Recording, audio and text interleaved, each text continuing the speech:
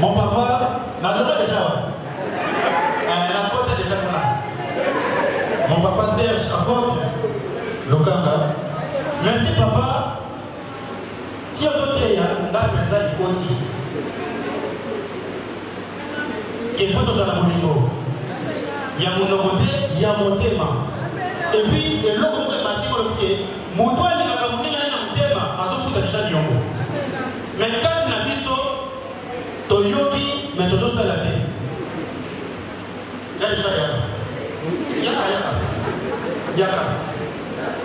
Papa le gars dit ça, on va pas éviter de mettre avocat dans le système de parler. Papa a dit ça, mais comment on sait qu'on est confié? Merci.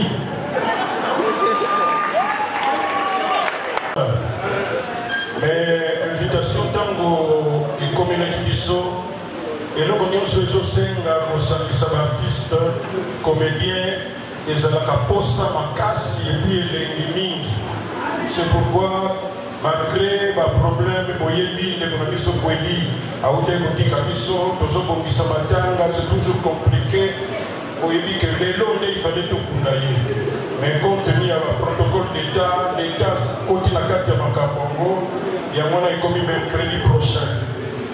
En tout cas, je peux remercier le pasteur, dans lequel je suis ici, et puis DG à Bisso TV, à Saint-Léon, dans lequel qui soda, ce qui était à Kamulaomitif.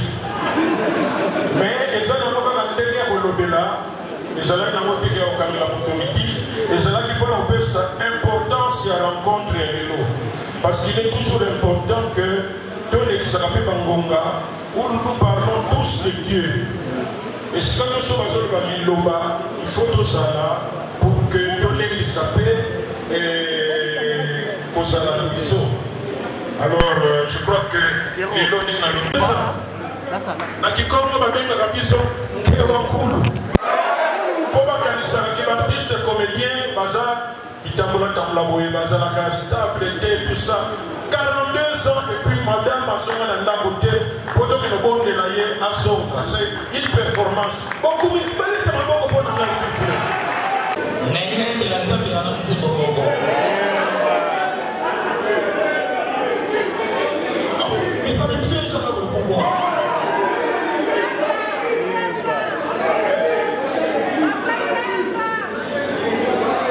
Bon, je dans l'église, n'a la sécurité qu'on y battait. Mais, dans le bagui, pasteur le bagui, comédien, avant qu'il ait azali, musulman, de partout. Donc, on sait qu'à la carte église. Mais la carte église, on sait qu'à la maison. Ah, il y a la chose. Ozana mingi balobaki ete Seigneur Jésus-Christ asalaka lisusu te ndenge abandaki kosalaka yango ngai mpe nayebisaki ba oyo batambola partout baluka ba délivrance bamatana baavion bakenda partout ba délivrance esimba te boya epai na Seigneur Jésus-Christ nde bokobika bato wana mpe bayaki mpe baleki ba délivrance babiki bino moko botala ba témoignage nga frère na bino na kati ya Irlande nazali na ba blocage ba porte tout ezalaki fermé mais depuis na leki na délivrance na papa Moïse makambu tout efongwami na sombi dendaki ba pasi na nzoto esili changement ebele salami na ba aspect nyonso nzamba ozana azosala.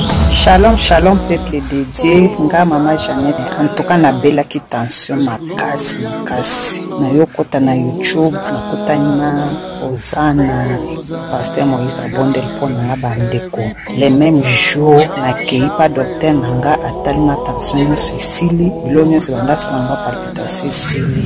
Shalom peuple de Dieu, shalom mama Clémence na Paris na yiko témoigner moni na nzamba ozana wa sai na bomo nanga nazali na problème à mwana bane koloba te na bane kokende na orthophoniste donc badéclaraki mwana comme handicapé à oloba te na etango baye kolakisa papa Moïse alekisi mwana délivrance lelo mwana nanga komiloba naye kotémoigner moni na nzambe ya bikamwa oyo asali na bomo na ngai nazali na problème ya mokanda to reprise nazwaka barégi na baraison moko eza ata na sens te lelo nakomi mwasi esengo nazwi mokanda nazwi mpe mosala donc yango nayi témoigne monene na nzambe ya ozana ngo azali na bomonanga tokanga na nzambe oyo nalobaki deja awa ezali terminus bosabone na Papa Moïse Prophète TV na YouTube nazosela bino na moto.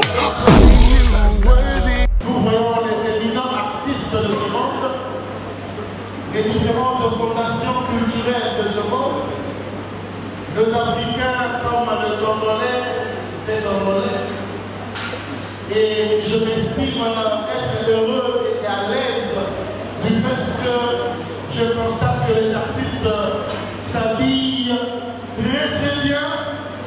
Et aujourd'hui, si le monde pouvait nous regarder face, on va comprendre que les artistes ont un sens plus développé de développement. Mesdames et messieurs, je vous prie de vous applaudir vous-même, très très fort, s'il vous plaît.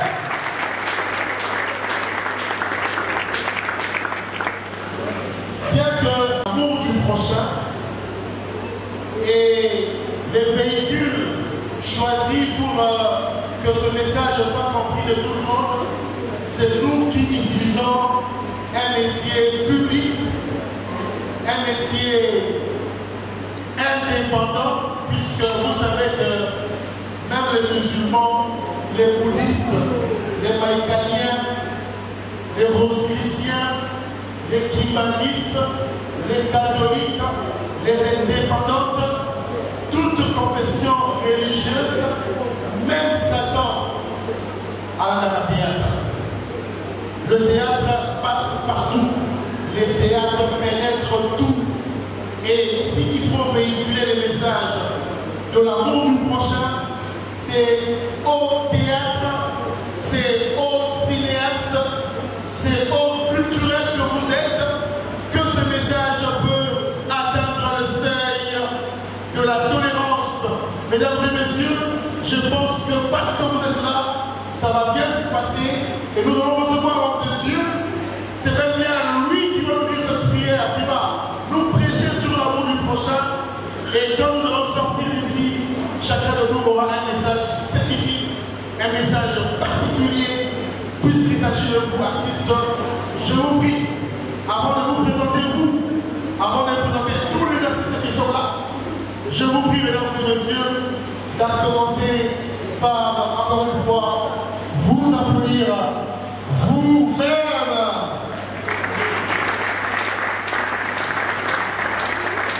Pour JP Massamba d'être avec nous, nous vous disons sincèrement, Boyei Malam. Je vous présente vous, le président, vous avez la race de blanc. Je ne sais pas si vous êtes métis. Est-ce que vous êtes métis? On vous appelle Fiston. Batista est parmi nous ce soir. Merci d'être venu, Batista. Merci, président. Merci. Est-ce que ceux des Batista sont là? Voilà. Merci. J'appelle pour vous, mesdames et messieurs, le président, le charisme, le classique, Gabana. Gabana est parmi nous ce soir. Merci à toi qui a prononcé une évangile, qui a prononcé une prophétie au Léoul du Congo. Vous, on vous appelle. Vous, on vous appelle. Le président J.S. Où il est parmi nous ce soir. Parmi nous ce soir. Merci. Merci à Amalolo. Merci à toi, le faiseur d'artiste, qui imite 3 fois Kofi Olomide. Toi, on t'appelle. Serum, Samba, Kofi Olomide. Ah oui. Ceux qui n'appellent ce mot, peut-être tous sur la raté. Comprends les gars de sur la raté. Voilà, on va encore, mesdames et messieurs, saluer l'artiste Richard, comme son nom s'intitule. Richard Moukoko, parmi nous ce soir. Ceux de Richard sont où? Le président Tontiger, le président de Tontiger, l'encadreur de Tontiger, un petit mais costaud. Barib,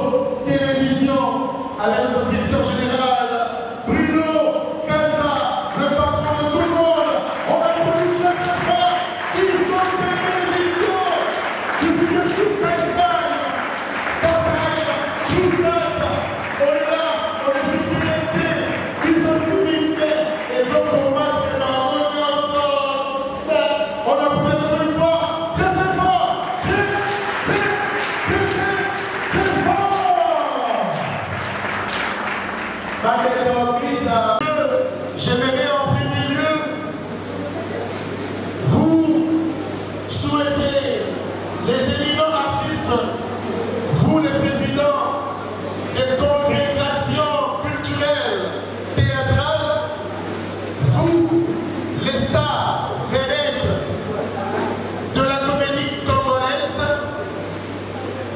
Je commence par remercier la présence de Papa Tito Pika. Merci d'être venu. Merci au Seigneur. Modérant Toto Kani.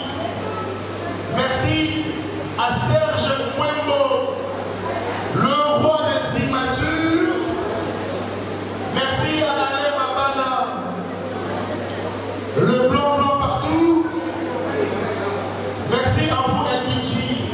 Merci à Faché Kalombo. Remercie à vous, Kwikwi Bongo. Remercie à vous, président Deschaux. Je vous remercie, vous, la présidente, maman chérie. À vous, mesdames et messieurs, est-ce qu'on peut applaudir l'arrivée de l'homme de Dieu? L'homme de Dieu est déjà arrivé parmi nous. L'homme qui attend qu'il a vraiment la du Saint-Esprit, il est conduit par l'Esprit de Dieu.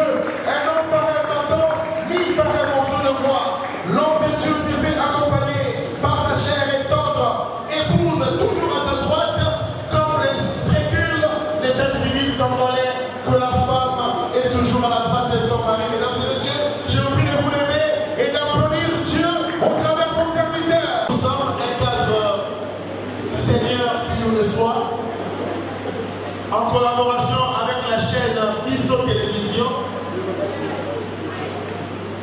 dans le cadre du 9e anniversaire de ce temple Cité des Paix. Dieu a mis dans le cœur de l'homme de Dieu, à part les multiples manifestations séminaires qui se sont déroulées ici pour ce 9e anniversaire, Dieu a mis en lui la parole réconciliatrice, puisque Dieu aussi reconnaît que nous, en tant que comédiens, nous sommes une voie indispensable, une voie incontournable, une voie que tout le monde, sans doctrine, sans religion, le message des comédiens passe partout. Voilà pourquoi, au travers des comédiens, Dieu a voulu mettre dans l'homme de Dieu ce message que nous allons recevoir, le message qui prône l'amour du prochain, puisque vous savez que nous sommes un monde troublant. Nous avons des actualités qui troublent la quiétude des comédiens. D'autres comédiens vivent dans Kobanga, dans Keba, puisque nous savons que la mort est comparable à Satan qui rôde autour de nous comme un lion rougissant, cherchant qui dévorer. Mais aujourd'hui, nous croyons avec la ferme assurance que l'homme de Dieu nous dira un mot et que ce mot sera le socle de la réconciliation et que notre monde va se revêtir d'une bonne image, d'un message passe-partout. Mesdames et messieurs, si vous êtes d'accord avec ce message, déjà préambulé par moi, je vous prie d'applaudir très fort, s'il vous plaît. Très fort.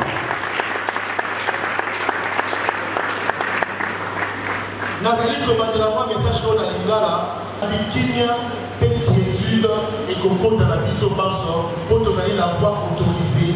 La comédie, c'est la voie autorisée pour le changement efficace et durable des mentalités, pour le renouvellement de l'intelligence. Il faut passer par le théâtre, le support par excellence de la communication. Ce qui est malamu, na kosenga bino, bobatela maboko na bino. Wana nazali kobenga sikoyo, l'un des partenaires de ces assises, le directeur général des Bisso Télévision, pour une allocution plutôt, et après nous allons recevoir la parole divine de l'oracle, le choix intelligent de Dieu, l'homme que Dieu a choisi, l'homme qui Dieu a pris tout son temps pour le créer. Lui, c'est l'homme de Dieu qui va nous parler après l'adresse du directeur général que je vous prie, mesdames et messieurs, d'applaudir très très fort, s'il vous plaît. Très très fort.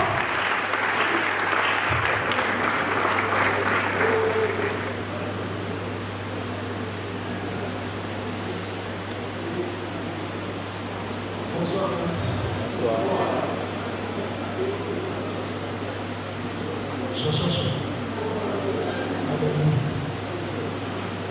Na sepeli komona lisusu bandeko na nga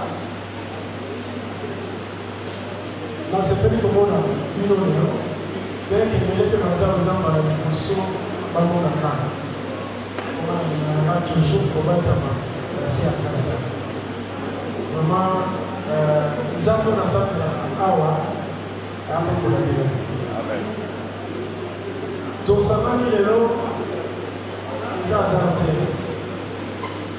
mpona konamoka eza na barealité ebele vi makambo oyo tozoyoka tozomona surtout kote na bino baartiste oyo biso tozolanda ezosala bien te na yango nakanisaki komona papa nanga apôtre Serge tosololaki comme teni ya programme oyo eza na kati ya communauté awa nalingaki quand même ameka kokabola na biso makomi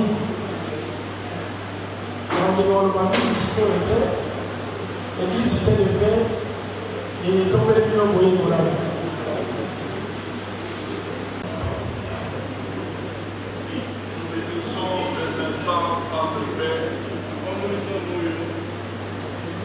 Nous acceptons, Seigneur, que tu es fidèle. Ton ça, c'est beau.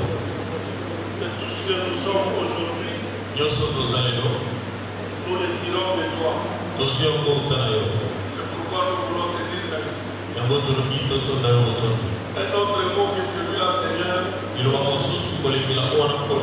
Seigneur qui te dit de multiples actions de grâce.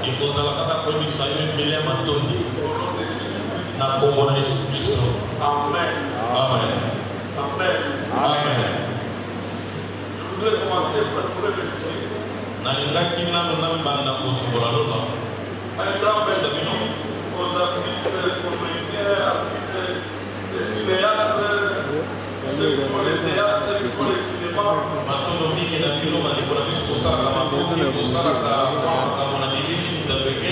Je suis émotionné et très touché de vous voir nombreux. Voilà pourquoi je vous dis merci.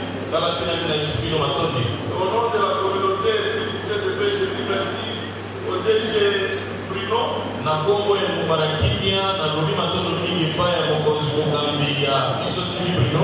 Avec la Bisso Télévision. Nous-mêmes, nous sommes aussi responsables de Soli Télévision. Mais ici, nous sommes en collaboration avec Bisso TV et l'église Cité de paix. Nous sommes en train de célébrer notre 9e anniversaire. Nous n'avons pas voulu célébrer l'anniversaire en train de fêter. Le jour que j'ai parlé avec le DG Bruno,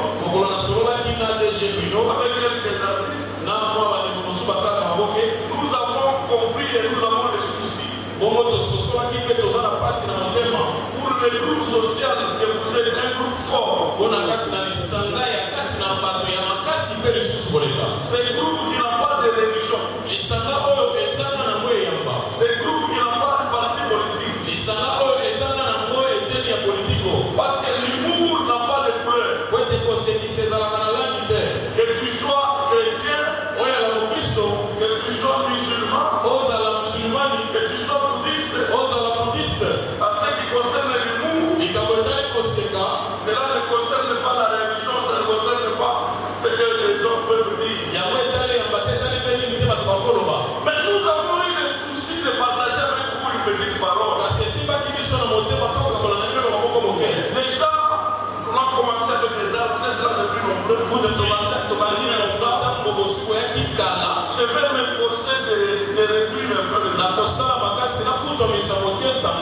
Puisque c'est un message important. Supportez-moi un peu. De nous écouter un peu. Et à la fin, loin de nous l'idée de vous transformer à notre église. Mais l'idée pour nous, c'est de communiquer les signes de l'Éternel dans le groupe social.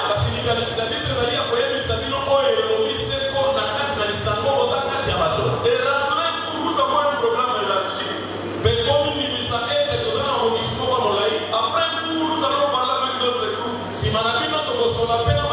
ce sont le premier groupe. Pourquoi? Parce que vous avez de l'influence, vous avez la population, vous avez l'art de convaincre.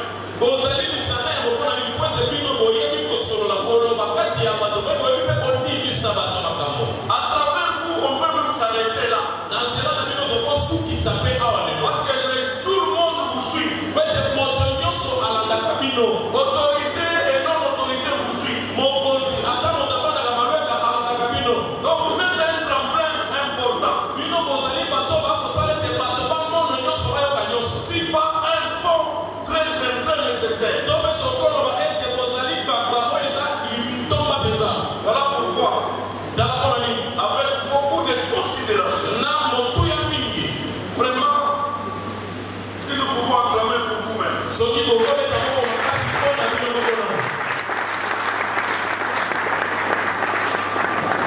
Ce n'est pas aussi facile de parler aux gens très occupés.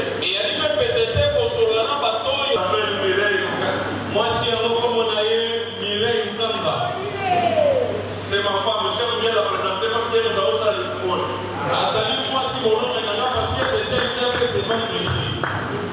Maman, comment vous êtes approché?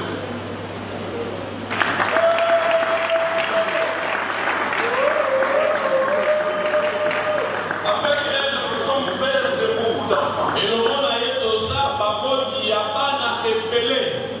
C'est la taille mot comme nous sommes aussi là. Nous sommes pères de beaucoup d'enfants.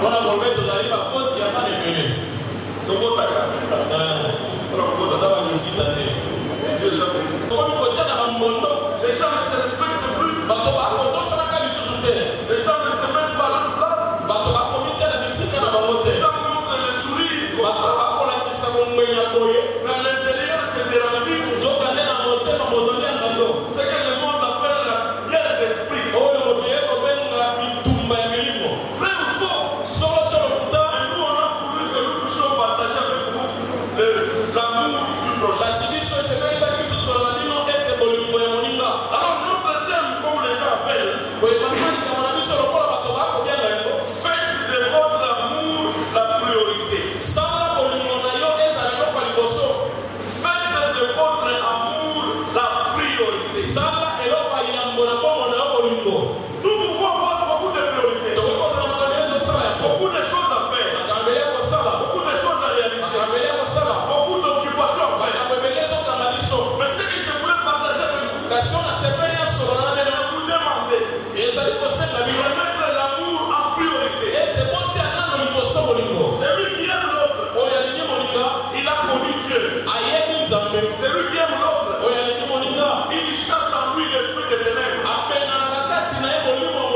C'est seulement par l'amour que Dieu a fait beaucoup de choses avec les gens. Déjà dans la parole de Dieu, dans Luc chapitre 10, verset 27, la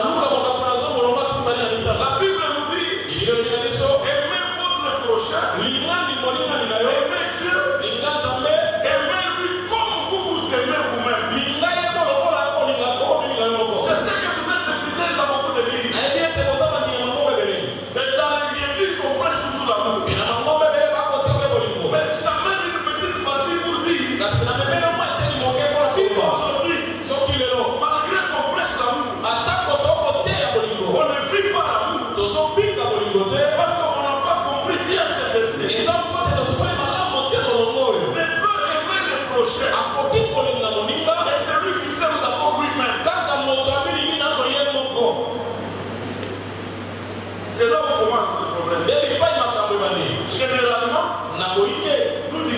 Totanda. Quand je vois Monica, Monica.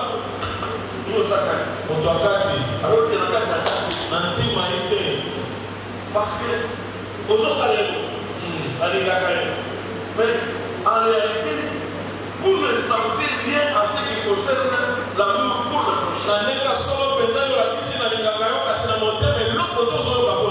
Aimer le prochain, c'est de connaître d'abord qui est le prochain. Aujourd'hui, les gens aiment seulement les personnes qui les aiment peu. Toi, tu aimes seulement l'autre. Parce qu'on peut répondre, il y a la carte. Mais or, l'amour que vous aimez seulement vous deux. Ce n'est pas cet amour que Dieu nous demande. Dieu nous demande d'aimer au-delà. Jésus est venu ajouter. Aimer le prochain, c'est aimer aussi ses ennemis.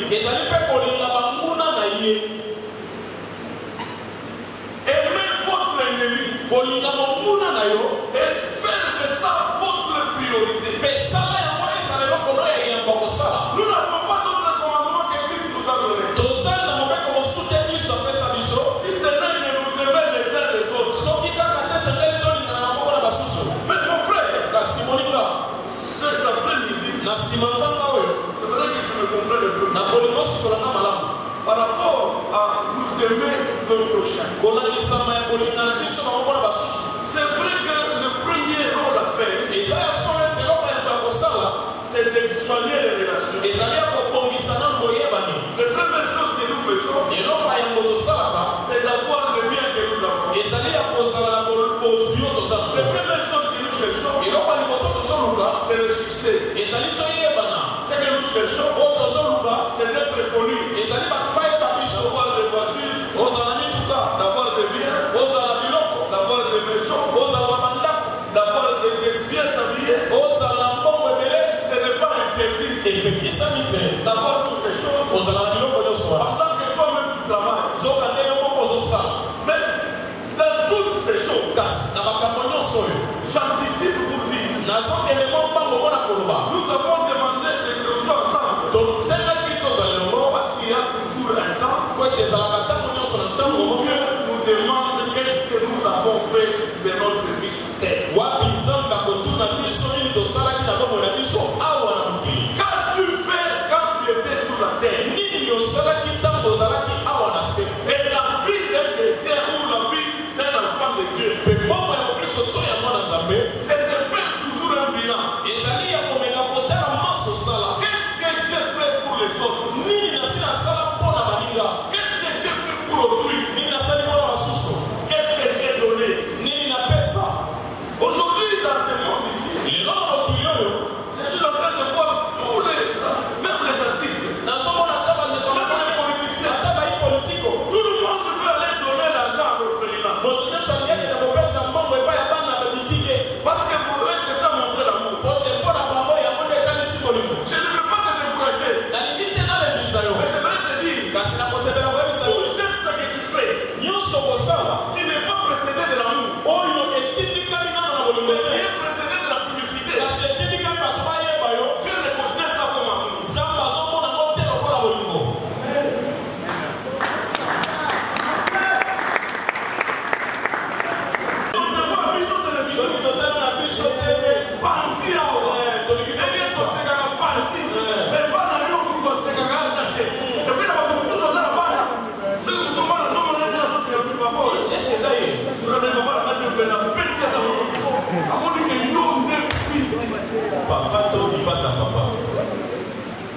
Parce que c'est la Bible.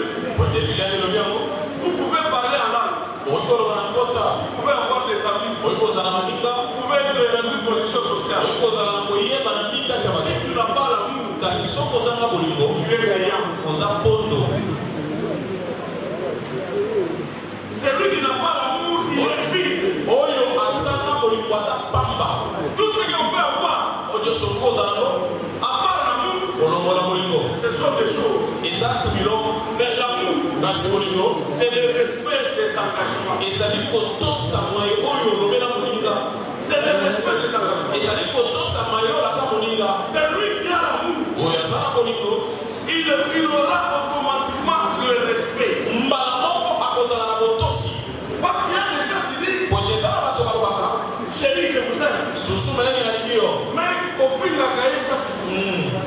lokola tata na ye. La langage na yo, eza kaka langage ya mabe. Dans un langage qui n'a pas de respect. Na maloba na yo kotosa ezalaka te. Mon frère, ndeko mobali. ceux qui sont mariés, oyo babalana koyokanga malamu. ce n'est pas le sexe. ezali te kosangisa Ce nzoto. n'est pas l'argent. eza mbongo te. Ce n'est pas le dialogue. ezali kosololi te.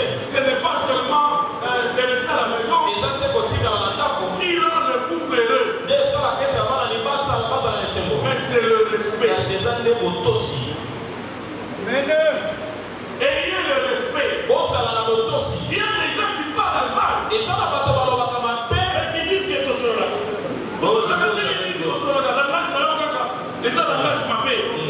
Ça veut dire que dans ton cœur, il n'y a pas l'amour. Quelqu'un qui n'a pas l'amour, il ne pardonnera jamais. Et c'est ça la spécialité des artistes.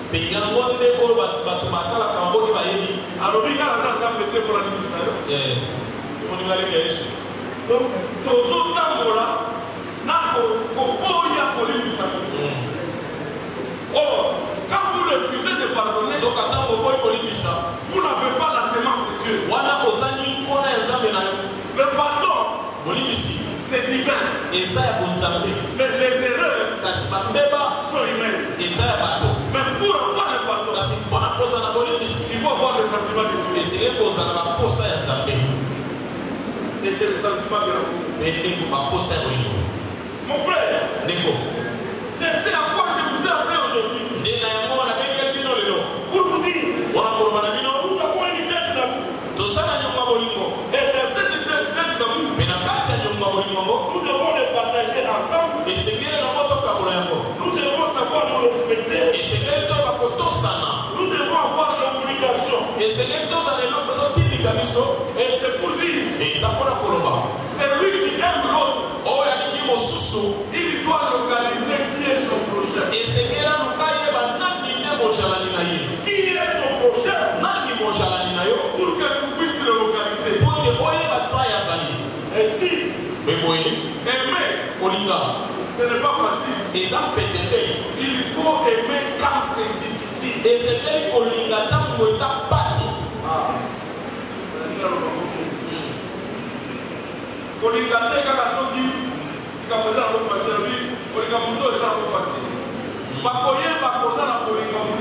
Si c'est difficile de l'aimer et toi tu l'aimes, c'est là où il y a l'amour de Dieu.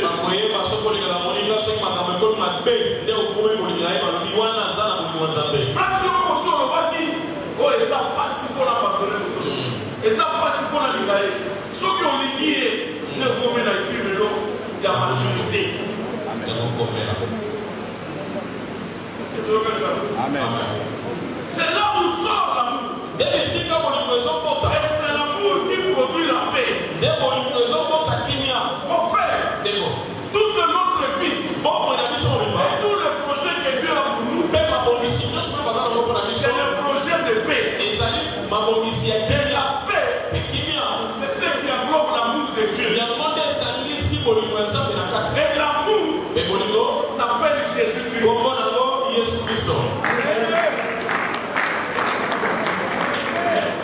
L'amour s'appelle Jésus. Tous les commandements.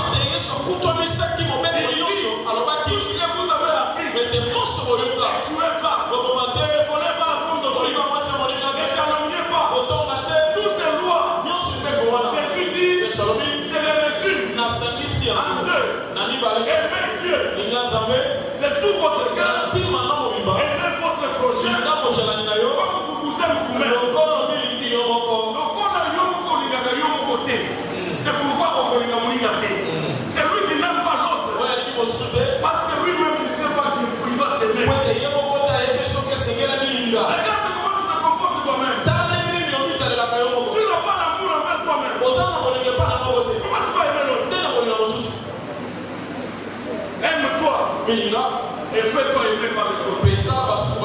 Et par rapport à l'amour, il y a des critères, il y a des éléments qui vont te démontrer que cet homme ou cette femme est à l'esprit d'amour.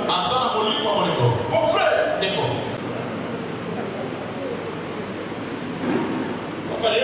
je t'aime.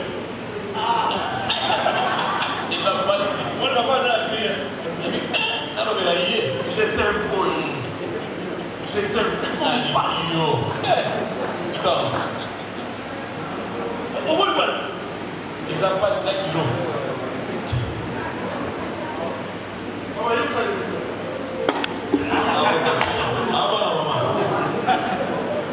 Non, les gens sérieux. Ils sont honnêtes. Mais ça, je vous assure, c'est le diable qui a transformé je t'aime en relation sexuelle.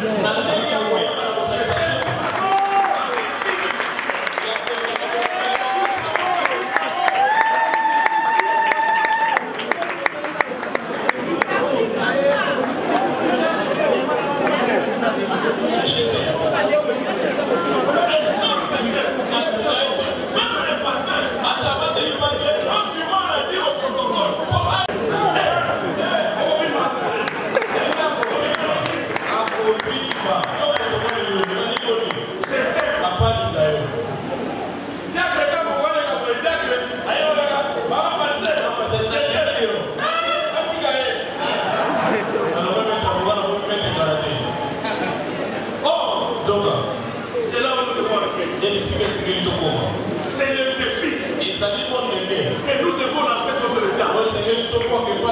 Quand je dis à une fille je t'aime, elle sent que c'est l'amour de Dieu. Elle sent que je l'approche pour l'aider. Je l'approche pour la soutenir. Je l'approche pour la faire du bien. C'est là où je t'aime pour la lutter. Si nous arrivons à dire je t'aime, sans arrière-pensée, parce que les colons sont obligés à je t'aime.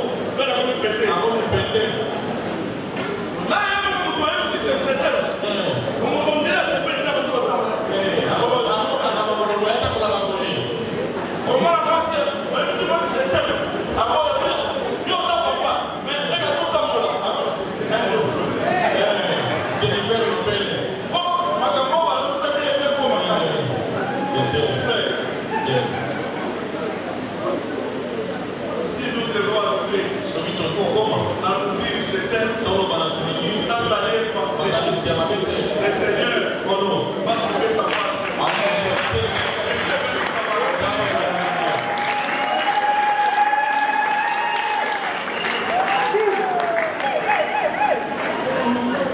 Merci.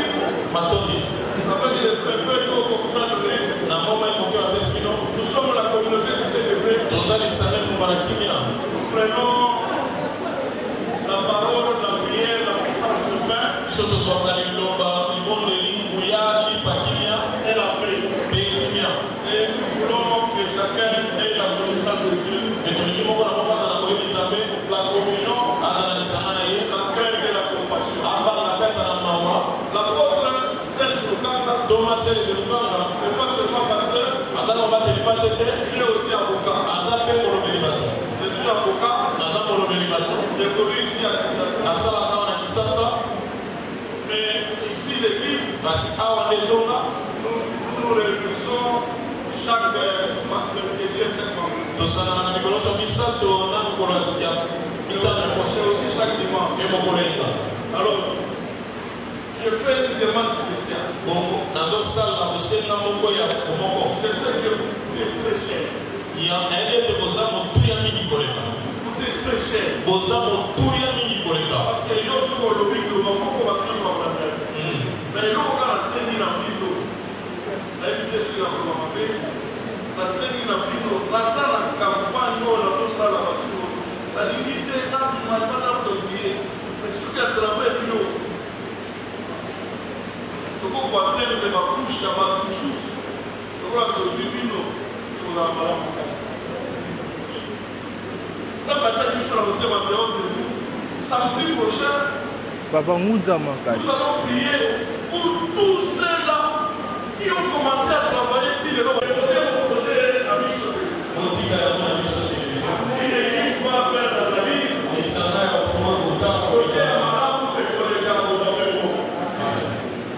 C'est de cette façon que nous devons combattre les macabres. Parce que nous sommes dans la caca d'esprit mabété. Nous sommes dans la caca au centre. Nous sommes dans la caca au sein du projet. Là, nous sommes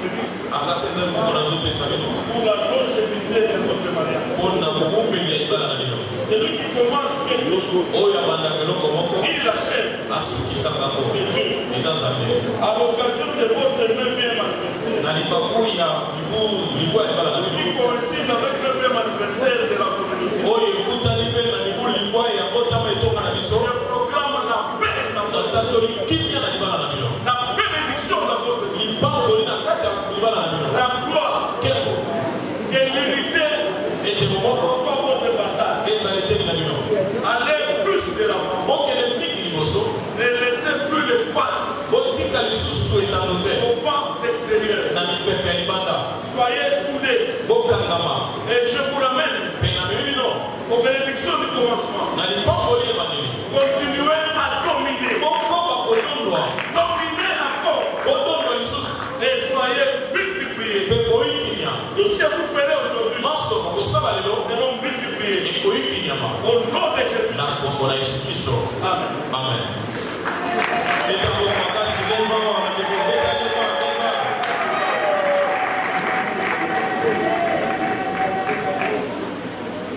Alors je disais donc, vous arrivez à la fin. Si vous partez, n'oubliez pas que l'amour du prochain est une vérité. N'oubliez pas de payer la dette de l'amour.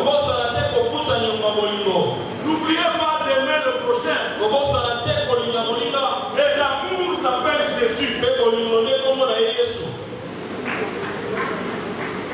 Et enfin, je voudrais que nous puissions faire un défi dans le cas de l'ennemi. Quel est le défi? Et mettre l'ennemi dans la confusion. Amen. Quelqu'un peut dire encore amen. Amen. Est-ce qu'on peut se dire je t'aime?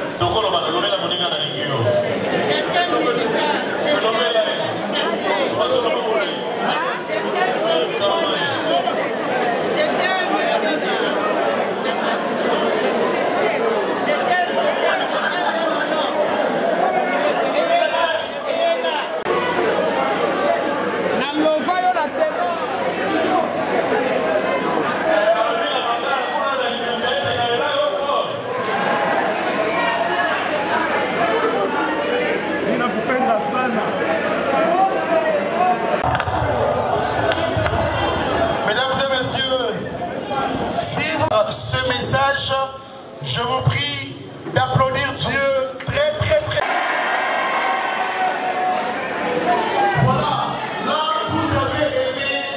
vous avez aimé les pasteurs. Est-ce que nous pouvons tous ensemble proclamer l'amour au couple pastoral? S'il vous plaît. Alors, je t'aime l'amour du Seigneur. Je t'aime l'amour du Seigneur. Quand je vois en toi la colère.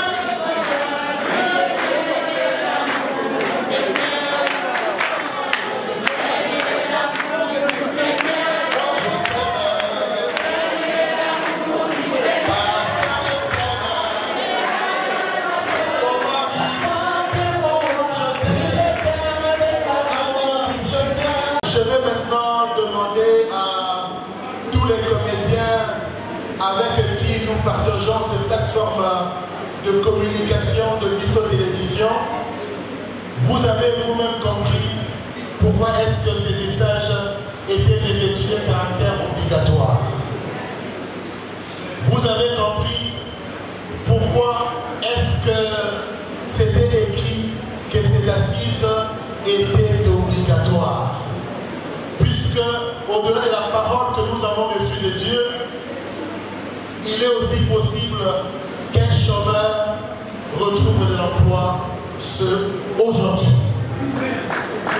Vous savez que les églises catholiques, les églises protestantes, musulmanes, kimbanguistes, orthodoxes sont ce que nous sommes en train de faire. Seulement l'église de réveil qui dort. Alors que nous avons une élite, le pasteur, l'apôtre Serge, qui aussi, au-delà de la parole théologique, a aussi le pragmatisme. Et on vous convie, mesdames et messieurs, à élaborer vos projets et à introduire vos projets à Bisso Télévision. Et soyez-en sûrs, le directeur général de Bisso Télévision a fait voir respecter sa parole, en connivence avec la parole ecclésiastique, la foi divine, qui n'a jamais menti. Mesdames et messieurs, nous serons les employeurs de demain. Est-ce qu'on peut applaudir très très fort, s'il vous plaît? Très très fort. C'est vraiment fort. Alors, avant de boucler, je vais quand même demander à un comédien qui va nous couper ce souffle ce soir. C'est un humoriste à ne pas tromper. On l'appelle Seigneur. Nous invitons Seigneur. Sous vos applaudissements, pour un petit temps, ainsi viendra la suite. Seigneur, modéré, Tonton Johnny. Ah oui. Ah oui.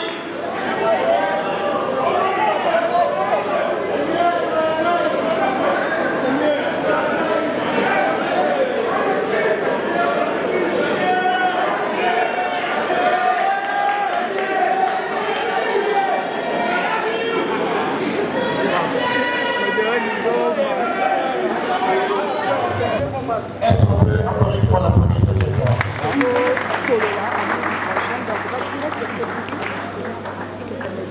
Voilà, avant de pouvoir inviter le directeur général de Bisso Télévision pour l'explication en détail à ce qui concerne l'IF, et je vais d'abord inviter Papa Serge Mwembo, qui a aussi la presse. D'abord rempli de joie parce que babengisi biso kotokuta na rencontre moko oyo tolobela sur la parole de Dieu et sur l'amour du prochain. On nous a parlé du vrai amour, bolingo ya solo envers ton prochain. Donc yo mona tango yebi komi linga et puis ba ko transmettre bolingo na o ezali prochain na yo, et ça a été la clé pour sera passé ou insister sur le vrai amour. Yango to cultiver la paix, parce que l'amour il faut la la paix. Si nous avons le vrai amour, nous avons la paix. Donc c'est la paix qui vient entre les pour vraiment tout faire évoluer, pour faire avancer Moussa Nabiso.